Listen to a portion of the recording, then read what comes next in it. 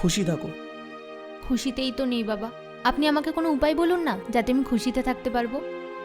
তাতে কি আছে, কোনো বাজের সঙ্গে পড়বে না, আর কারোর কাছ থেকে কোনো আশা রাখবে না, তাহলেই দেখবে তুমি খুশি থাকবে। এটা তো কথার কথা। আপনি আমাকে কোনো উপায় বা কোনো মন্ত্র বলুন, যাতে আমি খুশিতে থাকতে পারি। ঠিক আছে, আমি এর জবাব তোমাকে কালকে দেবো। ঠিক আছে বাবা।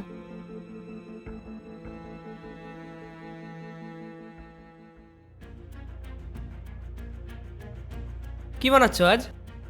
ক্ষীর বানাচ্ছি। কেন, স্পেশাল কিছু আছে নাকি আজকে?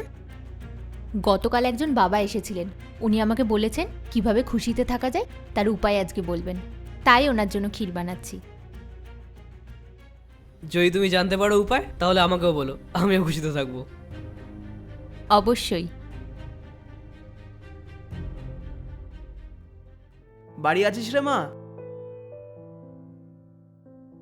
আরে আপনি চলে এসেছেন, আমি আপনার জন্য ক্ষীর বানিয়েছি, আপনি দাঁড়ান, আমি নিয়ে আসছি। আচ্ছা দাঁড়া 1 সেকেন্ড।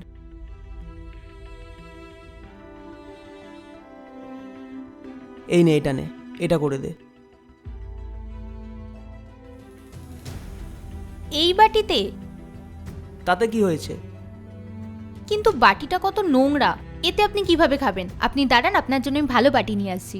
মা তুমি দাঁড়াও, আমি সবসময় এই বাটিতেই খাই, তুমি এই বাটিতে করেই এনে দিও আমাকে খাবার। এ নাও। আপনি তাহলে মানবেন না, তাই তো? ঠিক আছে, আপনি বাটিটা দিন, আমি পরিষ্কার করে নিয়ে আসি।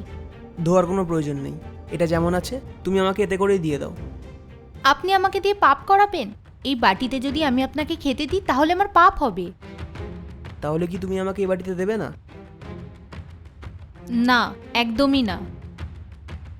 কেন, এটা নোংরা বলে? হ্যাঁ।